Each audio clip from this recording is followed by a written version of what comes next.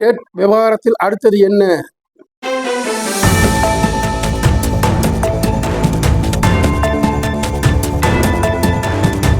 Dead விவகாரத்தில் அடுத்தது என்ன?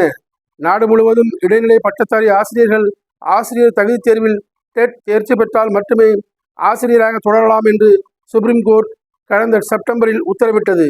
இந்த உத்தரவால் தமிழக அரசு மற்றும் அரசு உதவி பெறும் பள்ளிகளில் பணியாற்றும் 1.78 லட்சம் ஆசிரியர்கள் ஆசிரியர் தகுதி தேர்வில் கட்டாயம் தேர்ச்சி பெற வேண்டிய நிலை ஏற்பட்டுள்ளது. இதற்காக அடுத்த ஆண்டு 3 சிறப்பு டெட் நடத்த தமிழக பள்ளி கல்வித்துறை திட்டமிட்டு தேர்வு அறிவிப்பை ஆசிரியர் தேர்வு வாரியம் வெளியிட்டது. ஆசிரியர்களின் எதிர்ப்பை தொடர்ந்து உடனடியாக அதை ஆசிரியர் தேர்வு வாரியம் திரும்ப பெற்றது. இந்நிலையில் டெட் தொடர்பாக ஆசிரியர் சங்க பிரதிநிதிகளுடனான ஆலோசனை கூட்டம் நேற்று முன்தினம் நடந்தது.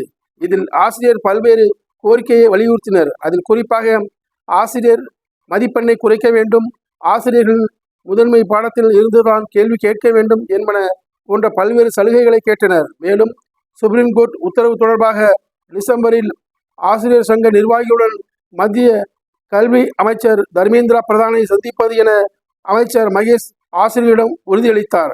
இந்நிலையில் சென்னை அறிவாலயத்துக்கு நேற்று சென்ற பள்ளி கல்வித்துறை அமைச்சர் மகேஷ் பொய்யாமொழி முதல்வர் ஸ்டாலினிடம் ஆசிரியர் சங்க நிர்வாகிகளுடன் பேசியது தொடர்பாக விளக்கம் அளித்தார். இந்த சந்திப்பின் போது திமுக எம்பி வில்சன் உடனிருந்தார்.